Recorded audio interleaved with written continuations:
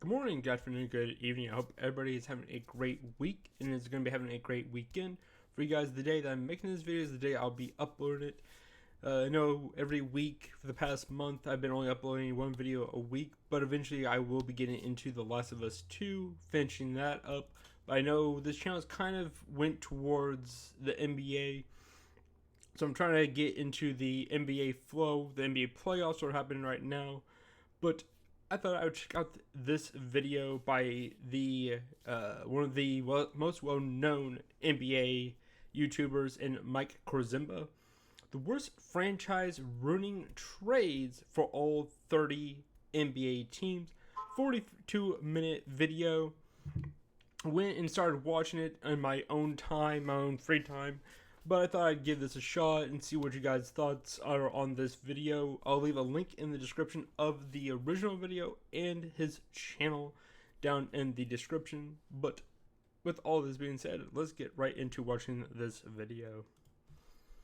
With the Atlanta Hawks, and now this never happens, but to start this whole thing off, we actually have possibly, and this is not an exaggeration, the worst trade in NBA history. This is pretty rough. 2 future Hall of Famers being traded for a draft pick, and also contains a mystery. As unfortunately for the Atlanta Hawks, the draft pick that they traded, the number 2 pick in the 1956 draft, was used to take Bill Russell, a man who was only a 5-time NBA MVP and 11-time NBA champion for the Boston Celtics. Yes, that is correct. All the way back in 1956, the Hawks had the best This is crazy. in the NBA in Bob Pettit, and had the chance to form an unstoppable big man duo with Pettit and Russell. Instead, they traded for then All-Star Ed McCauley. I never heard of Ed McCauley. Could attract more fans, but would only play in 3 more seasons in his career. And Cliff Hagan, a respectable 6-time All-Star. Now, normally that would be a good haul for a draft pick, but remember, during Bill Russell's time, the NBA only had 9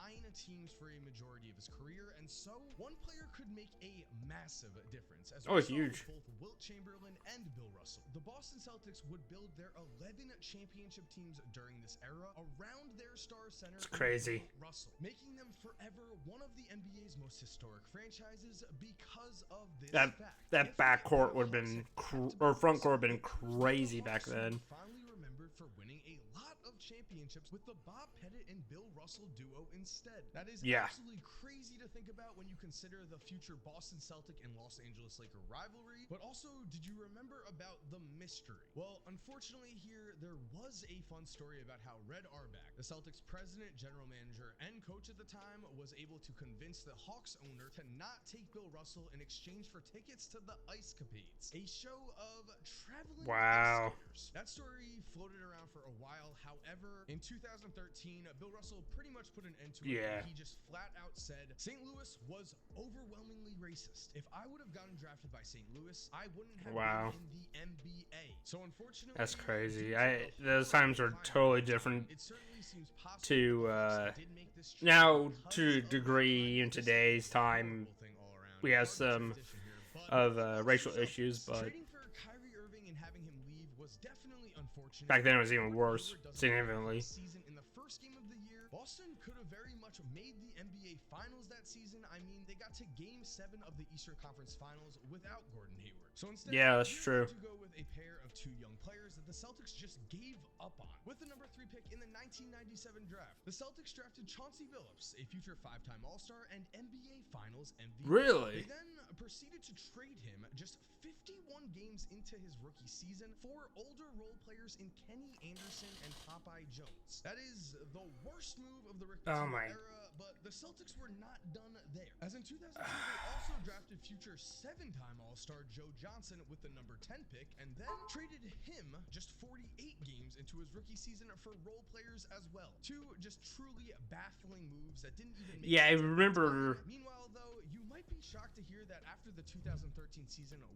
I remember in that circumstance that Joe Johnson had got traded to the Suns. It was really early in his career. I just didn't realize he got traded for pretty much nothing. So that's crazy. When the Celtics this was awful. To the Brooklyn Nets, most people actually thought the Nets had just fleeced the Celtics. In this trade, Boston received Brooklyn's 2014, 2016, and 2018 first-round picks. 4 first-round picks. The right to swap first-round picks in 2017. The reason people thought this trade was bad for the Celtics was that they thought these picks were all going to be in the 20s, as it was believed that Brooklyn was going to have a contending team for years to come. It turns out Paul Pierce and Kevin Garnett were shocked by the culture in Brooklyn and felt veterans such as Darren Williams simply did not work hard enough. He didn't. They self-imploding as their stars left.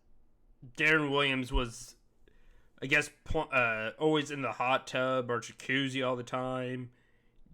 Lopez was their franchise player and has the most franchise points at 10,000 points, but those two didn't get that right chemistry with Paul Pierce and Garnett, and the rest of the roster was kind of rough.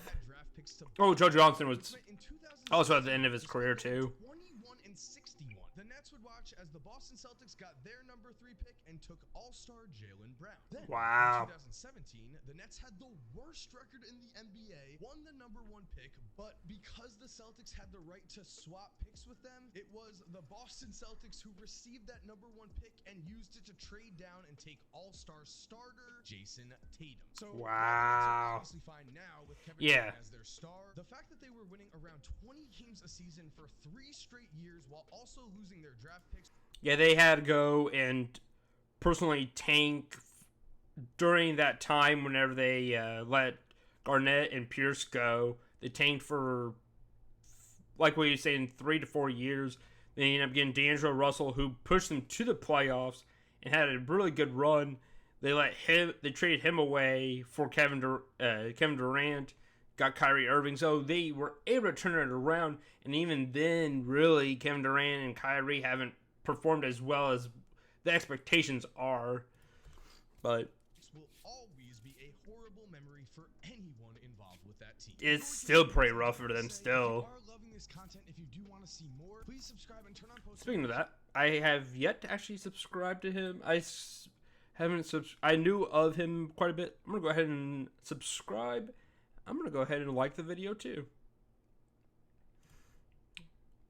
And like what I said, I'll leave a link in the description of the original video and his channel. Go ahead and subscribe to him. Give him a like. This guy does pretty good, excellent content. More of. These videos take a very, very long time to make. So if you could subscribe and turn on post notifications if you want to see more, that would be. I got your back. I'll go ahead and click this little bell over here. Click all. And now, anytime he posts anything, I'll be able to get notifications on my phone, knowing that he has posted a video. Comments, guys. What 30-team video do you want to see next? Cannot wait to see those comments. And now, back to the video. Okay. This is also a three-month video. Old video. Draft, the Charlotte Hornets got their man with the 13th pick, securing basketball legend and icon Kobe Bryant. The only problem was, instead of keeping Kobe Bryant, who many saw as a potential star, the Hornets proceeded to trade him to the Lakers, where then he won 5 championships. Now, many of you might know this, but what you might not know is that apparently Charlotte actually almost never made this deal. It has been said that Charlotte was not fully sure that Kobe would fall all the way to the 13th pick where he was selected, and that they wouldn't have agreed to the trade if they knew that Kobe would fall to them. As general manager Mitch Kupchak has said, quote, there was such excitement around the pick that Charlotte actually didn't want to go through with the deal. There was a time there, whether it was Vlade or just pressure on the franchise, where the deal was actually in jeopardy. Well, you know what they say, guys. Sometimes go with your gut feeling. Don't trade Kobe Bryant. Yikes. Looking at my own favorite. They were put into that predicament that he personally told Charlotte that he would not play a single game for them, so they were left no choice but to go and trade him away. He did not bring that up for that fact, but still, to an extent, if I'm the Charlotte Hornets, I just drafted you, I'm going to be willing to pay you money. I want you to stay with our team because there's a reason why we wanted to draft you. But that's a whole nother spiel. Here we go. Charlotte. every time Aldridge? I look at the 2006 NBA draft, where Chicago had the number Yep. 2 pick, selected 7-time All-Star LaMarcus Aldridge, and then For, essentially this traded is him just for the number 4 pick, Tyrese Thomas. Yep. As the number 4 pick in the draft, Tyrese Thomas would play in just 3 full seasons with the Bulls before eventually finishing his career at the age of 28. Because of this fact, there is just essentially no excuse for this one. This is a simple bad trade that might have cost the Bulls a championship. If Yeah. the Bulls were able to still land Derrick Rose as well in the NBA draft, Rose's 2011 MVP season, where the Bulls won 62 games and lost the Conference Finals, would have lined up perfectly with LaMarcus Aldridge's first season as an All-NBA selection. And wow. yes, LeBron and the Miami Heat probably would still have taken down Chicago, but man, the Bulls would have had a much better chance. There's eventually I wanted to talk to you guys about LaMarcus Aldridge, Brandon Roy, and Greg Oden. 3 phenomenal players. Two of the 3 had just so many injuries as to why they never formed a great team. But supposedly, not even supposedly, I remember Tyrese Thomas. He was an absolute animal during his 3 seasons. Just couldn't stay healthy. I really liked Tyrese Thomas, but the comparison of keeping Aldridge or trading him away and getting Tyrese Thomas, that was a pretty rough trade. And of course, going forward, they would have had another 7-time All-Star to build around. It hurts me personally, but as for the Cleveland Cavaliers, we have a very different scenario than the one we had in Charlotte, which is the Cavaliers had their star. In fact, they had 2 stars in Kyrie Irving and LeBron James before the 2018 season, when it became clear that Kyrie Irving wanted to leave the shadow of LeBron James. I understand that. He wanted to do his own thing, and that is fine as long as Cleveland, who had just won a championship in 2016, Yeah. at least somewhat of equal value for Kyrie Irving. Instead, they traded for a package that essentially contained Isaiah Thomas, Jay Crowder, and a 2018 first-round pick. The main piece being Isaiah Thomas, who was fresh off of an almost 30-point-per-game season where he had essentially shocked the world. The problem was he had a hip injury, and not only did the Celtics know it, but everyone knew it. Everyone knew. Oof. Oh, man. That... They could have done so much better with it. I like Jay Crowder a lot. He's went to the He's been in the Western Conference he's won the Western Conference Finals with the Suns. He's still having the opportunity tonight to win, to go to the finals once again with the Suns. But the trade of Isaiah Thomas, who was having a phenomenal year, does that hip? I'd be looking deep into that hip and asking a physician if he was going to be able to play and maybe try to do another trade instead. That's rough. That Isaiah Thomas was hurt, but we just didn't know to what extent. Yep. Unfortunately, immediately when both teams took the court that season, it was clear that this was a nightmare trade for Cleveland, as Isaiah struggled so much that he was traded for Jordan Clarkson, Larry Nance Jr., and a first-round pick the very same season. Absolutely horrible value compared to what Kyrie Irving could have brought in. And if that wasn't enough, LeBron James himself has said this. Everyone knows that when Kyrie got traded, it was the beginning of the end for everything. It's not a secret. Those are some very tough words, but I also have to mention that Cleveland did have an absolutely terrible trade back in the day when they traded a first-round pick in 1980 and watched as that pick became Lakers legend and Hall of Famer James Worthy in 1982. So those are 2 horrible trades, but honestly, when LeBron James says that trading Kyrie was the beginning of the end for his time in Cleveland, didn't realize that one. Pretty impactful. Ooh, that's rough.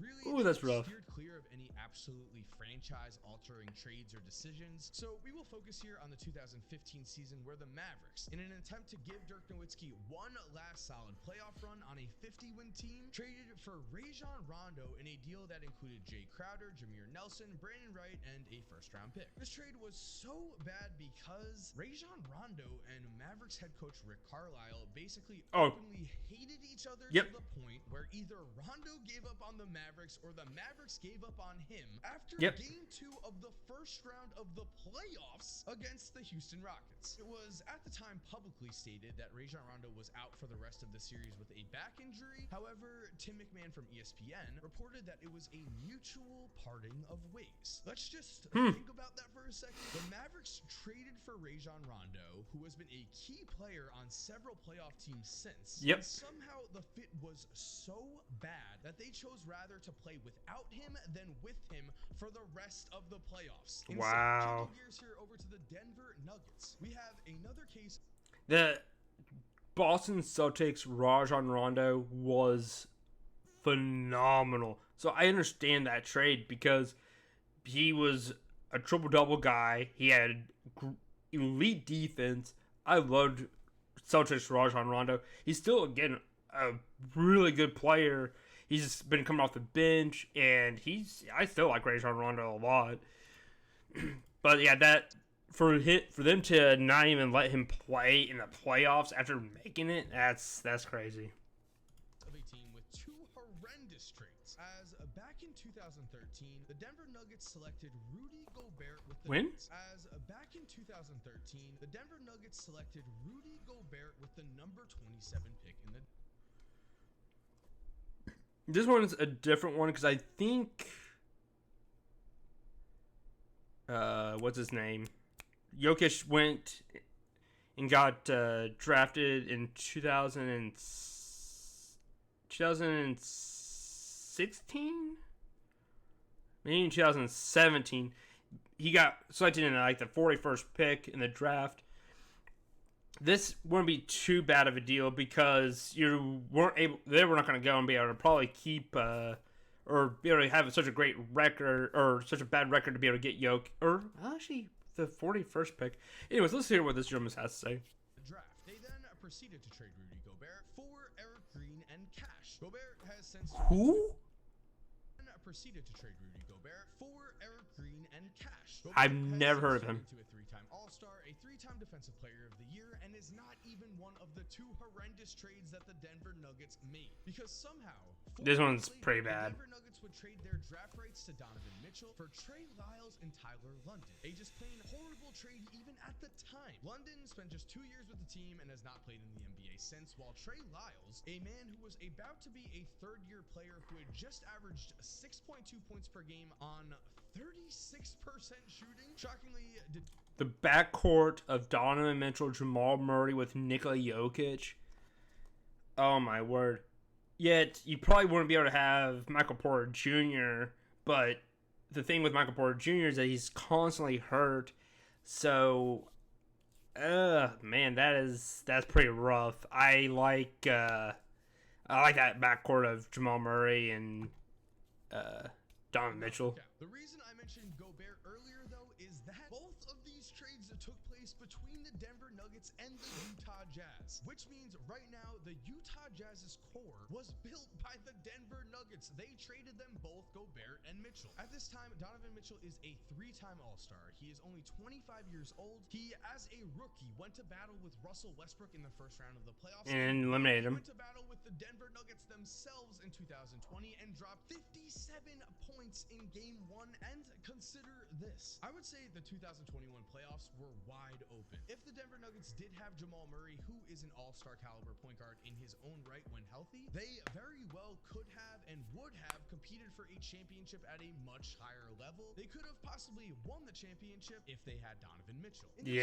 2021 playoffs, in a second-round loss to the Los Angeles Clippers, Donovan Mitchell averaged almost 35 points per game. The duo of both Donovan Mitchell and Nikola Jokic is scary. The Nuggets could have had that duo for 10 to 15 years. And at this point, I still broke his ankle on that one.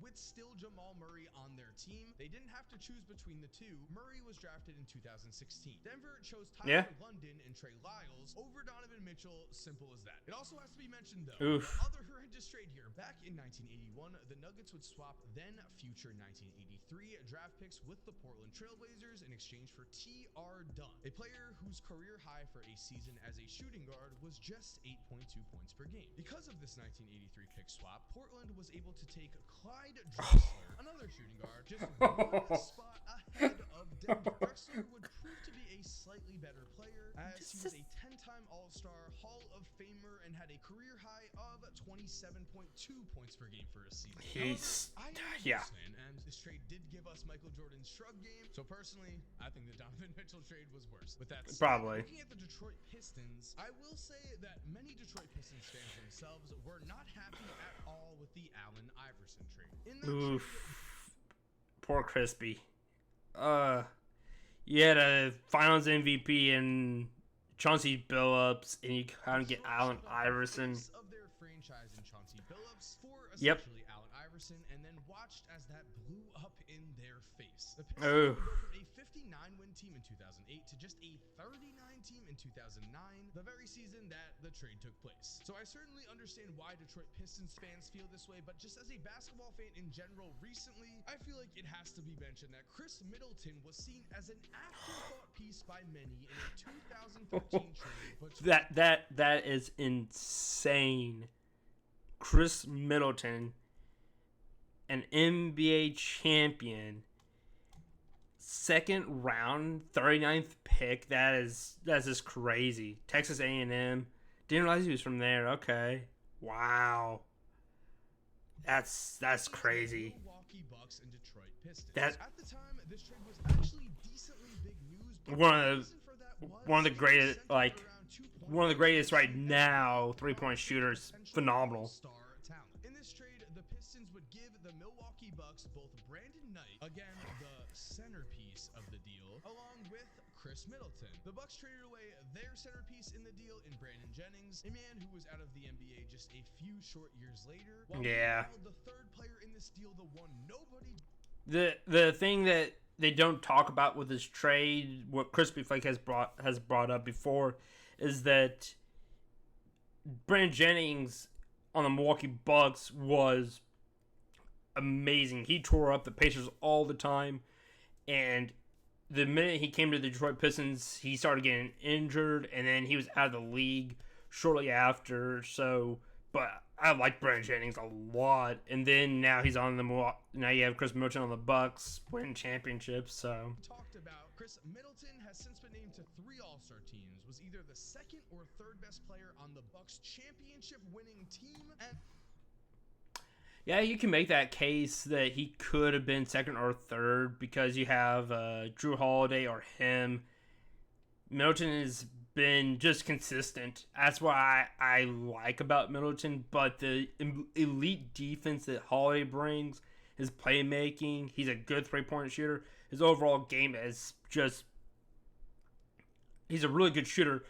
Consistency is just depends on your preference. To me, I like Holiday probably more so just because of his defense alone. to this day is still a Milwaukee Buck. So again, Pistons fans, I get the Allen Iverson trade, but that Chris Middleton trade is still hurting today. Now, Yeah. looking at the Golden State Warriors, yes, Golden State traded away Wilt Chamberlain, but he literally threatened to quit basketball if they did not. That was actually something he did quite a bit, actually. Listen to this Sports Illustrated article from 1965. Quote, Chamberlain has quit or threatened to quit 5 times as a sophomore and as a junior at Kansas after his first year as a pro, when his team moved from Philadelphia to San Francisco, and last week when he was traded from San Francisco back to Philadelphia. The threat has nearly always been used by Wilt as an instrument to bargain for more money, and he's constantly gotten away with the bluff. If the NBA had called his hand when he said he was quitting for silly reasons after his first year, it might have turned Chamberlain into a full-time athlete instead of a part-time financier. Sounds like Wilt was a little bit of a prima donna for his era, so the real trade that ruined the Golden State Warriors for years was when they decided to trade 2 future Hall of Famers away in the same trade to the same team. That team would be the Boston Celtics. Yes, Larry Bird can thank Golden State for the big 3 he went to battle with. As in the 1980 NBA draft, the Warriors targeted Joe Barry Carroll as their sounds familiar. big man for the future, but they needed the #1 pick to get him. The Celtics had that pick and were more than willing to make a deal. Boston would trade that #1 pick for pick #3 and Robert Parrish. Joe Barry Carroll would make one All-Star team, but he never was the player Golden State thought he was going to become. Meanwhile, Boston's selection with that #3 pick, Kevin McHale, and the man they got in that trade, Robert Parrish, not... Wow. That's crazy. They got both Parrish and McHale in one draft. Damn, this is pretty rough, but that's phenomenal. Combined for 16 All-Star teams, but again, they were two of the three main stars along with Larry Bird on the Celtics' 3 championship teams in the 80s. Without this trade, who knows what happens to Larry Bird's career? Who knows what happens to the Lakers-Celtics rivalry? Luckily, we do not have to worry about that because Red Auerbach is a basketball genius. There's a reason he is an absolute basketball legend. Going to the Houston Rockets, out of everyone so far, they have the most straightforward bad trade, I'd say. As back in 1972, future Hall of Famer Elvin Hayes was fresh off of 4 straight All-Star appearances to start his career at the age of 26 when he was traded to the Baltimore Bullets in exchange for Jack Martin. Jack Marin would make one All-Star team in Houston before leaving the team the very next season. Hayes would become a star. He went on to make 8 more All-Star teams for a total of 12. He was named both a top 50 and top 70 player of all time by the NBA and led the 1978 Bullets in scoring and rebounding, which was impressive as they won the NBA championship that year. And I was wondering if they had.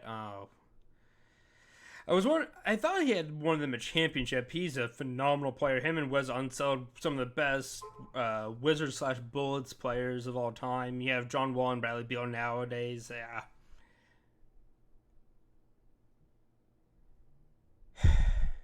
And it was eventually going to come to this. 2011, the Indiana Pacers select Kawhi Leonard. Oh, we're going to trade away Kawhi Leonard for George Hill.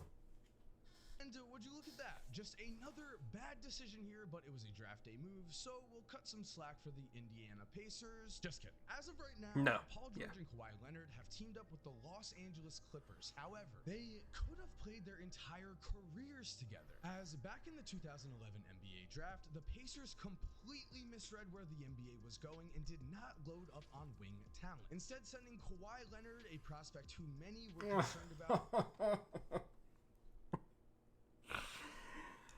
Oh my god, seeing this guy right here with the Indiana Pacers.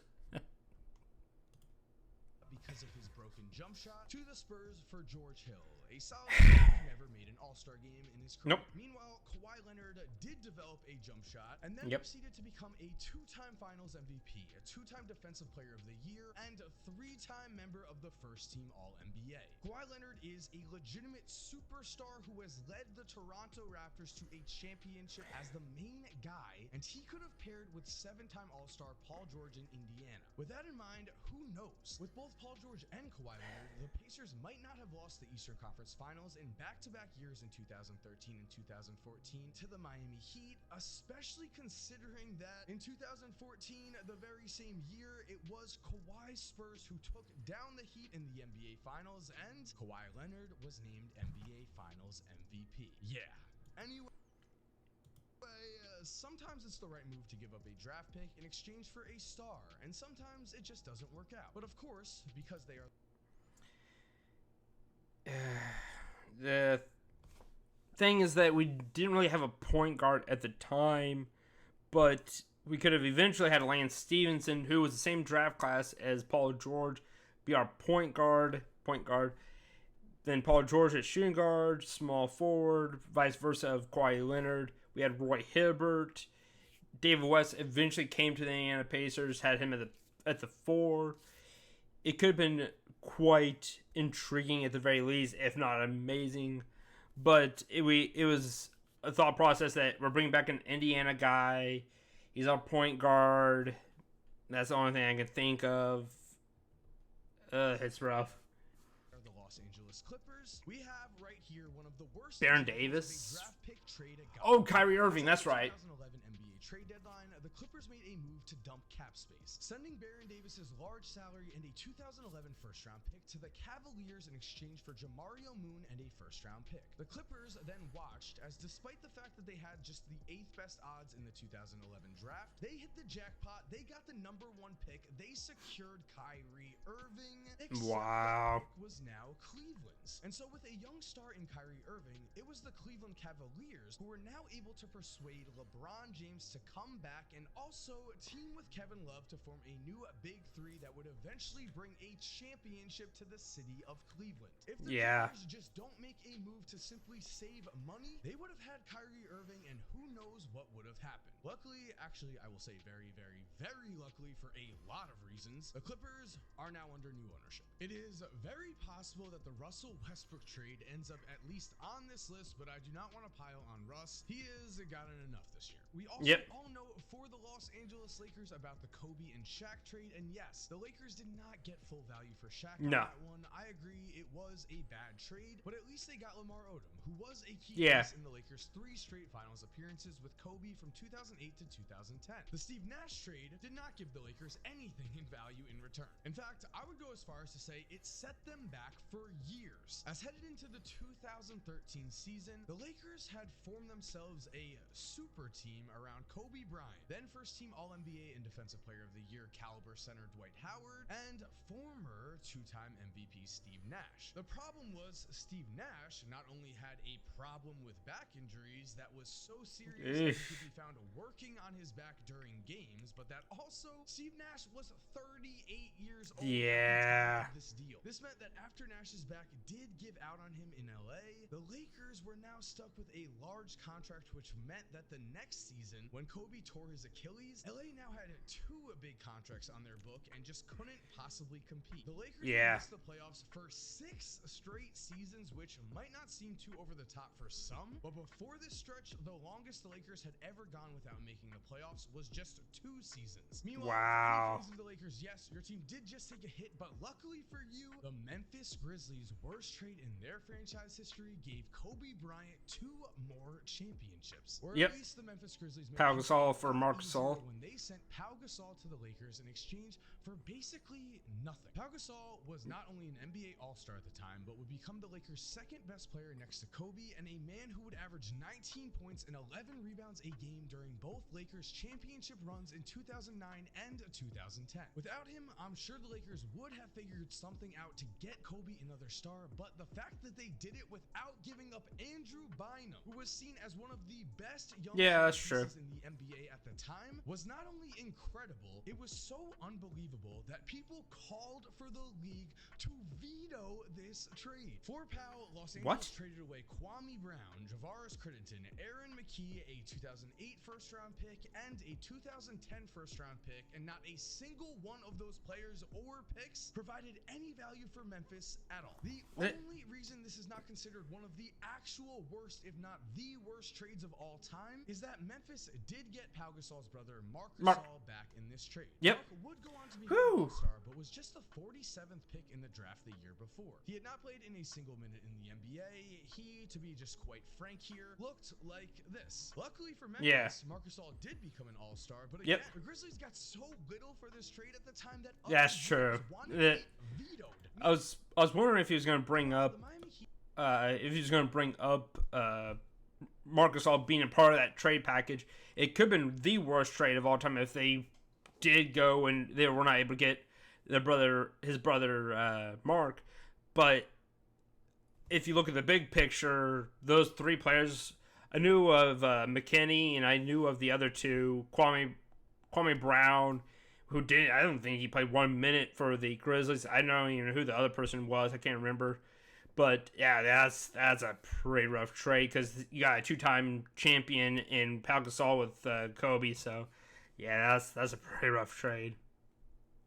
Heat have actually been one of the best teams on this list in terms of not making a completely franchise-ruining decision. Yes, they have done stuff like trade away Shaq a bit too early, and they traded away Steve Smith, but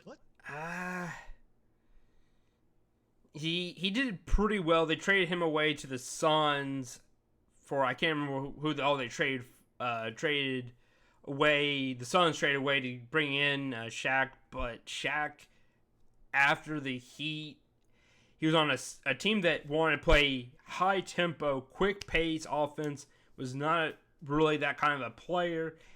He did lead them to a playoff run, or into the playoffs, but really after the Heat, his career kind of just trickled down to where he was just not Shaquille O'Neal.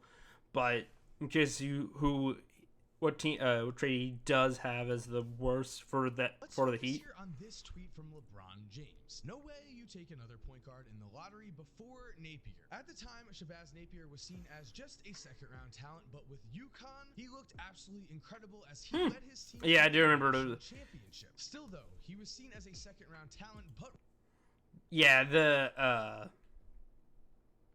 LeBron was really high on Napier. With this tweet in mind, and of course LeBron James' actual thoughts, the Miami Heat traded up for the sole intent of drafting Shabazz Napier with the 24th pick. And they got their man. They got Shabazz at number 24. LeBron was happy, tweeting out, "My favorite player in the draft, #Napier." The problem came when almost immediately, LeBron James left the Miami Heat to rejoin the Cleveland Cavaliers, which meant not only did the Heat trade up to get a point guard who LeBron James never played a minute with in Miami, but the Heat also passed up on two notable names in Clint Capella, who was taken one pick after, and Bogdan Bogdanovic 3 picks after. This was left with Shabazz in an awkward situation as they didn't really want him fully unless LeBron James was involved. Shabazz would average just 5.1 points per game in his rookie season before they traded him for a second-round pick that was top 55 protected. I have never even heard of that kind of protection. You may have heard of the fact that Kareem Abdul-Jabbar not only played for the Milwaukee Bucks, but won his first championship there. He was also traded by the Bucks to the Lakers, where he then won 5 more championships and ended his career as one of the greatest players of all time. Kareem has both the same amount of rings and MVPs as Michael Jordan. Oh wait, he actually has one more MVP than Jordan. Yes, Kareem would retire with an NBA record 6 MVPs for his career. Wow. The thing is, Kareem also wanted out. Skyhook. He did do it in a very respectful way. He told ownership at a dinner so they could still get fair value for him. The problem is ownership then whiffed on the trade completely, but this was a demanded trade, just not publicized. What was not a demanded trade, and the real winner here has to be the draft day trade for number 6 pick Robert Traylor. Traylor, for his career, Robert Truck Traylor game for a season. Meanwhile, the man the Milwaukee Bucks traded for, the man the Bucks actually took with the number 9 pick, Dirk Nowitzki, went on to become not only a Hall of Famer, but also one of the greatest power forwards who has ever lived. Dirk is one of those rare people in this world who can say that he was the only real all-star on a championship team. That is how good Dirk was in 2011 when he and the Mavericks took down LeBron's Miami Heat in the NBA Finals. Dirk Nowitzki pretty much I know it was 06-07, I think was the season where they were like the number 1 seed and they got blown out by the 8th seed. I think Nowitzki got hurt, but after that, till like the last 2 years of his career, was one of the best power forwards of all time. He was unstoppable. His mid-range game, nobody on the Heat could stop him. He averaged like 20 plus points a game. Tyson Chandler, Jason Terry, just a phenomenal lineup. Jason Kidd, JJ Barea, they were unbelievable.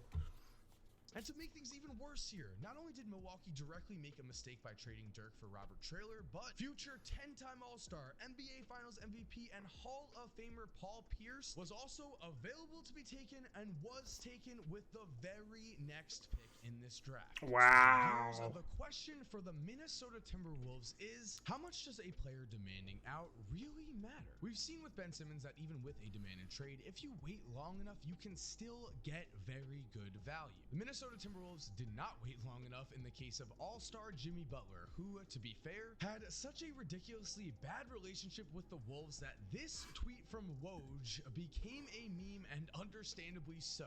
As it says, at one point in a scrimmage, sources said, Butler turned to GM Scott Layden and screamed, "You need me. You can't win without me." Butler left teammates and coaches largely speechless. He dominated the gym in every way. Jimmy's back. I will say the last part of that tweet is confusing, as Jimmy was not back. He would soon leave. However, I can't really blame Minnesota fully here for a bad trade. They still made a bad trade, sure, but this just does not sound like a good situation for anyone. And if anything, I would say the 76ers decision to not keep Jimmy and instead choose Tobias Harris was way worse. But I can blame the Minnesota Timberwolves for trading away Kevin Garnett. KG spent 12 seasons in Minnesota. The trade that they did was Chris Dunn, Zach LaVine,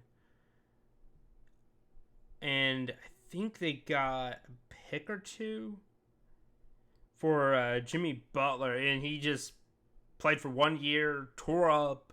Andrew Wiggins and Karl Anthony Towns just straight up said that you guys aren't even basketball players. You guys aren't even on my level. He played with the second group, or the bench players, beat them single-handedly pretty much, and then he took his talents to Philadelphia after that.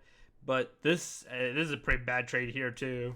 Garnett, 10 of which were all-star years, yet when he was traded to the Boston Celtics, the Timberwolves did not get back nearly enough. The full details of this trade really don't matter much, as it was centered around two guys: Kevin Garnett for Minnesota and Al Jefferson for Boston. Al was seen as an up-and-coming big and was a pretty good player for his career, but never made a single all-star team. Meanwhile, that's crazy, because Charlotte Hornets, Al Jefferson was unstoppable. He averaged 15 plus points. He got at least 10 rebounds. He was phenomenal.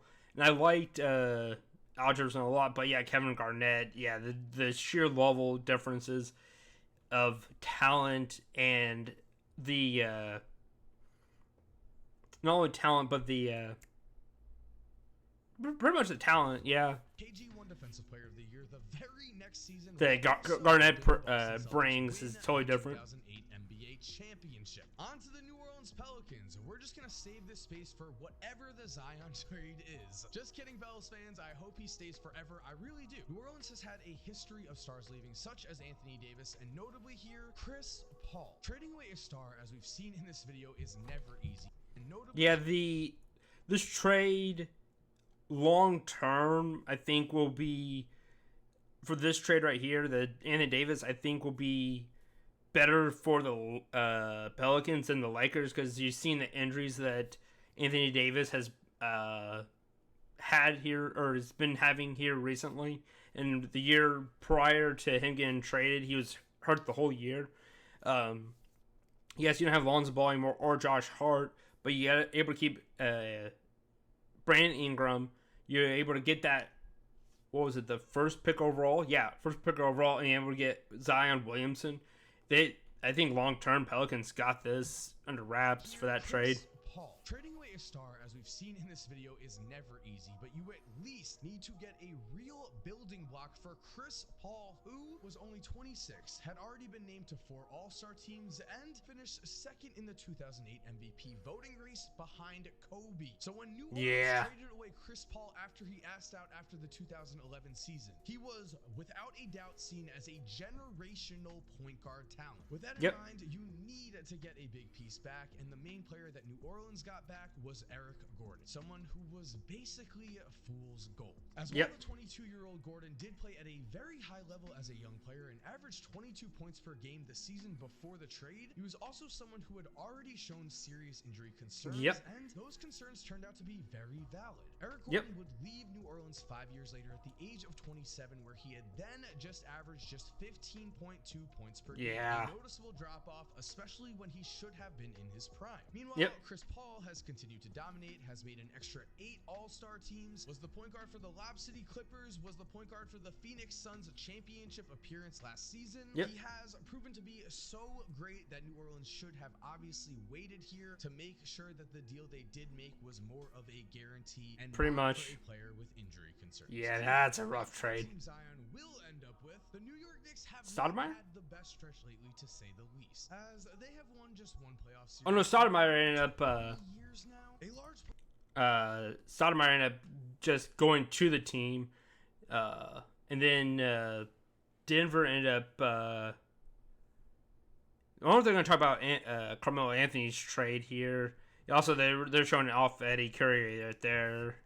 stretch is based on trades like the Eddie Curry deal. Yeah. Baby Shaq, Curry would prove to have about as much in common with Shaq as me. Although for some reason, after his 4th year in Chicago that saw him refuse to take a DNA test to check out for a heart condition, the Knicks decided to go all in on a player who had never made an all-star team, but also one who had a rapid decline. As in his 4th and 5th seasons as a Knick, Eddie Curry averaged a combined 3.1 points per game in his 10 games played. This would have been fine if the Knicks did not sell their entire future to get Eddie Curry. As in this trade, New York gave up their 2006 and 2007 first-round picks. Picks that became coincidentally 2 great big men. Longtime All-Star LaMarcus Aldridge, who we've already mentioned, and Joakim Noah. My man, one of my favorite Chicago Bulls ever, a player who at one point was first-team All-NBA and Defensive Player of the Year. I'm still pulling for your Knicks fans. Now on to the Oklahoma City Thunder. The James Harden trade is the obvious. I'm kind of surprised he didn't talk about Carmelo at all to an extent, because, yeah, Carmelo, his first, about, I don't say 3 years, he was phenomenal, but after that, it kind of declined for the last 3 years. I'm surprised, to an extent. I'm sure you know all about it. Harden was a 6th man at the time, but formed a big 3. This is pretty rough trade. However, because of a horrible decision to just not spend more money on James Harden's contract when extension talks began, or just a horrible decision to choose Serge Ibaka over James Harden. Yeah. Whatever the case, OKC sent Harden to Houston, where he became an MVP. What if James Harden was never traded will go down as one of the biggest what-ifs in. Just like today's game, where you have Anthony Davis, Russell Westbrook, LeBron James, Kevin Durant, James Harden, Kyrie Irving. You had at one point Bradley Beal and Westbrook.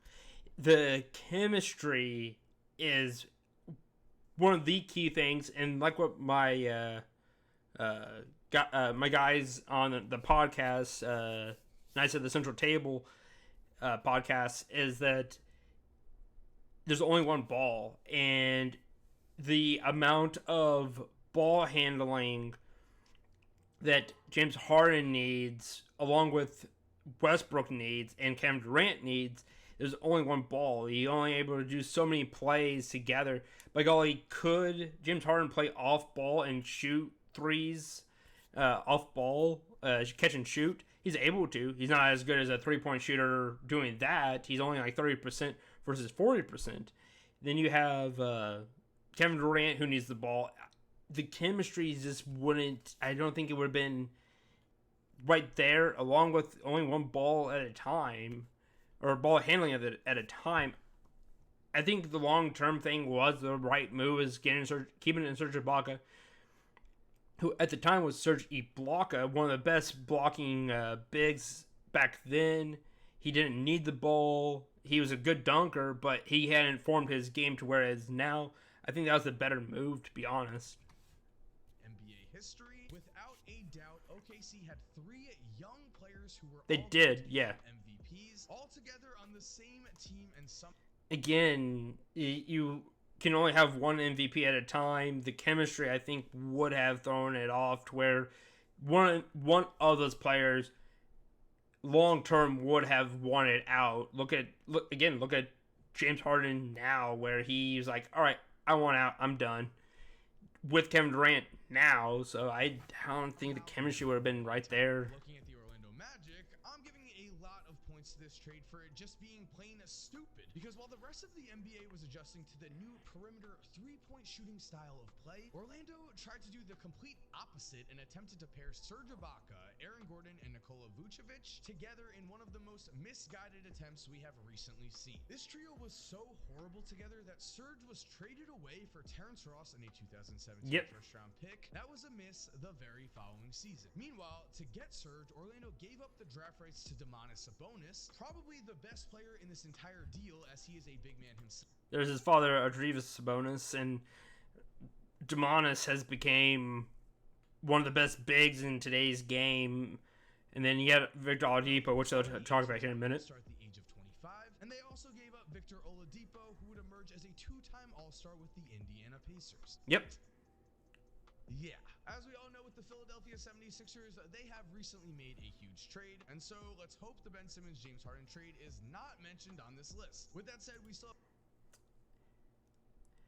Let's hear what the other trade is here, although we cannot count before I get into that one. because again, we do know that he was threatening to quit left and right. With that said, we can zero in on two trades. The first comes when the Sixers were just fed up with the antics of Charles Barkley and traded him away to the Phoenix Suns for Jeff Hornacek, Andrew Lang, and Tim Perry. Barkley was moved at the age of 28, but still had plenty left in the tank, as the very next season, Chuck helped lead Phoenix to the NBA Finals after his first and only MVP season. It would take Philly 7 seasons to just make the playoffs again, so obviously this was not the right move. Neither was making the decision to trade for then consensus #1 pick Markelle Fultz. Coming out of college, Markelle seemed like a home run pick for Philly. They needed another scoring guard to pair with Ben Simmons, and Markelle averaged 23 points per game as a freshman in college. Match made in heaven, right? Well, turns out Markelle was suffering from a rare nerve condition that did not show up on any MRI or CAT scan.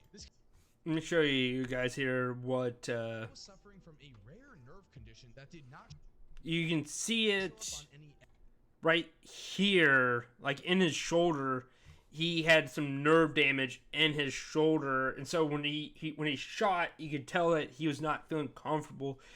I don't like this being one of the worst trades because he didn't have the opportunity to really blossom. They traded him away for a second round pick. I wish they would have kept him and let him try to get that shoulder nerve to work properly and have surgery, rehabilitate, because he's a really good player now. He's on the Magic, and he's playing, when healthy, he's playing really well. So I wish I would have kept him. MRI or CAT scan. This condition was so bad that he basically lost the ability to shoot. As Markelle himself has said, I tried to work through it. I'm going in the gym, shooting thousands of shots, trying to shoot through it. And the whole time, I just continued to make it worse. But again, the mindset that I had, I'm just trying to grind. I'm trying to continue to work through these issues and not knowing that I'm making it worse. So here, I don't blame Markelle at all. I do think Philly could have handled this better, as the impression left on people was that Markelle suddenly lost confidence in himself and was in his own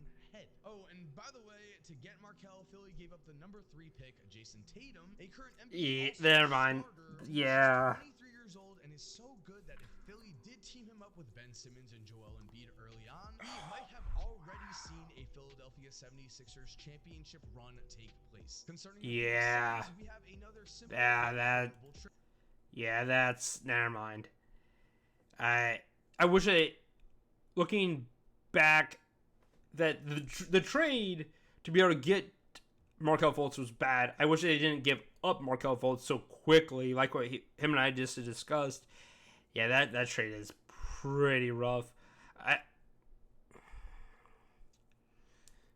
That's gonna be rough. That James Harden trade, I think, is gonna be one of the worst, because you get up 3 first-round picks. Ben Simmons, who hasn't really played, but when healthy, is an absolute monster. Seth Curry, just like his brother Steph, is a great three-point shooter. It's gonna be interesting, to say the least. As in 2001, the Suns won 51 games, but after some serious off-the-court issues with Jason Kidd, I'm talking about wife-beating allegations serious, they understandably decided to make a trade. I, of course, have no problem with that. The problem I have is that Stephon Marbury was Phoenix's choice for that trade. Marbury already had his own slew of off-the-court problems, and this would really be magnified when he eventually played for the Knicks. As for the Suns with Marbury, they won just 36 games the very next season, and were only really saved by the free agent signing of Steve Nash. The Nets, meanwhile, would find their missing piece and franchise player in Jason Kidd. They proceeded to reach the NBA Finals the very next 2 seasons with Kidd. Going to Portland, back in 1975, when the ABA folded, the former players in the ABA were drafted by teams in the NBA in a dispersal draft that led to the Portland Trailblazers seemingly locking in a dynasty. In an era where big men were kings, Portland now had MVP Bill Walton to pair with future 3-time MVP, Hall of Famer, and champion Moses Malone. Oh my God. That is crazy. And for the fact that it's kind of ironic, Mike from KCT, the KCT podcast, is that we just talked about Bill Walton. We went to go up to a mall and we went up and hung out and stuff. We just talked about Bill Walton, that his feet were constantly being broken every time he would jump or play any basketball. He was always hurt, and for them to have had the opportunity to keep Moses Malone, who was constantly healthy, didn't really miss many games, and then eventually Bill Walton retired. They could have kept Moses Malone as their franchise center, and then in the meantime, it could have probably helped Bill Walton's career longevity-wise to have a great player like Moses Malone. That's crazy. Malone is considered one of the best rebounders of all time. He could have paired perfectly with Walton's high IQ passing style of play. Instead, Portland immediately traded him to Buffalo for a 1978 pick that produced a role player in Rick Roby. Then, somehow Buffalo also traded Moses immediately to Houston, where he became a star, but Portland takes the hit here. They made the move first, and of course Buffalo was going to make the wrong decision. That was just one of many bad decisions they made on the way to becoming the Los Angeles Clippers. Meanwhile, DeMarcus Cousins' time in Sacramento produced 0 playoff appearances, which was really no surprise, as the Kings have not made the playoffs since 2006. The thing is, if they had just kept the player they drafted the season after they took DeMarcus, it is actually very, very likely that that streak would have ended. As with the 60th last pick in the Isaiah Thomas NBA draft, the Sacramento Kings absolutely nailed it. They took underlooked and underappreciated Isaiah Thomas and were immediately proved right. As a rookie, Isaiah won the starting point guard job, and then as a third-year player, he put up over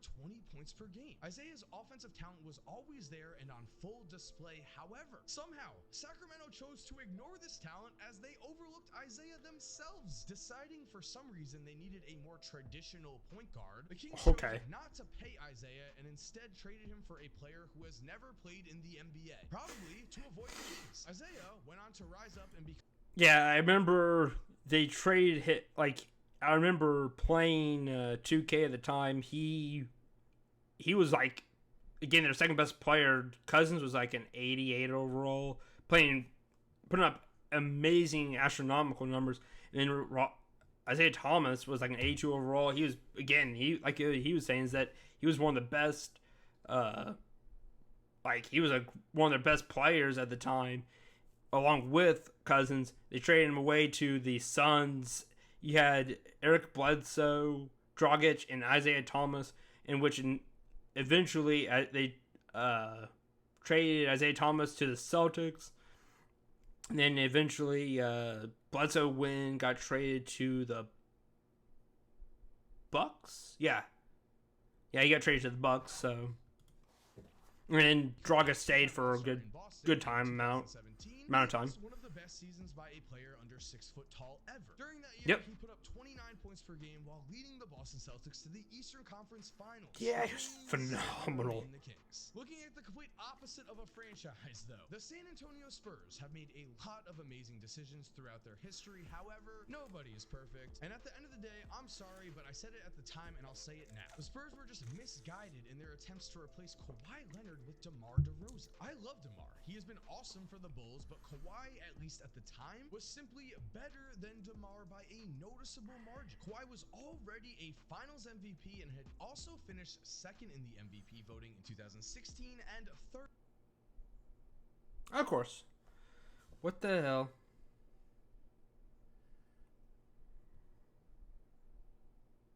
Toronto Raptors. Looks like Vince Carter. Let me see some real quick. And of course, so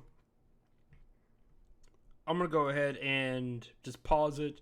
It looks like they were talking about Vince Carter for the last one. Pistol Pete Maravich, Washington Wizards. Oh, the Kwame Brown trade, and then the outro. But like what I'm gonna go in this video. It's already been a solid hour since the video started. Of course, my internet's out, so I'm gonna have to reconnect it and go and start uploading this for YouTube. But like what I said before, I'll leave a link in the description of Mike Krzymba's channel and his original video, go ahead and leave a like and comment and subscribe on his video. If you could do me a huge favor, like, comment, and subscribe to this video. More NBA content in the near future. But with all this being said, guys, I'm in this video right here, and I'll talk to you guys later.